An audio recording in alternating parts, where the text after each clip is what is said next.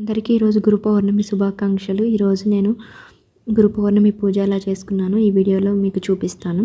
ఈరోజు నేను దక్షిణామూర్తికి, దత్తాత్రేయ స్వామికి ఇద్దరికి పూజ చేసుకున్నాను. ఈరోజు నైవేద్యాలు వచ్చేసి నేను స్వీట్ హల్వా అండ్ పూరీలు చేశాను. ఇక్కడ వచ్చేసి నేను పూజ మొదలు పెట్టుకొని తర్వాత ఇక్కడ నేను జపం చేసుకుంటున్నాను. ఒక 3 సార్లు అలా చేసుకున్నాను దత్తాత్రేయ స్వామికి. ఈరోజు నేను దక్షిణామూర్తికి కూడా పూజ చేసుకున్నాను. పిల్లలున్న వాళ్ళు ఎవరైనా కానీ దక్షిణామూర్తికి ఈరోజు పూజ చేయించండి, చాలా మంచిది. నేను నా జపం అయిపోయిన తర్వాత గురుచరిత్ర పుస్తకంలో నేను 3 అధ్యాయాలు చదువుకున్నాను. ర్యాండమ్గా బుక్ క్లోజ్ చేసి అలా చదువుకున్నాను 3 అధ్యాయాలు. మనకు ఏదైనా ఇబ్బందులు, ఏదైనా బాధలు ఉన్నప్పుడు గురుచరిత్ర పుస్తకంలో ర్యాండమ్గా ఏదైనా అధ్యాయం ఓపెన్ చేసి చదివితే మన సమస్యకు కూడా ఏదైనా సొల్యూషన్ చూపిస్తాడు దత్తాత్రేయ స్వామి.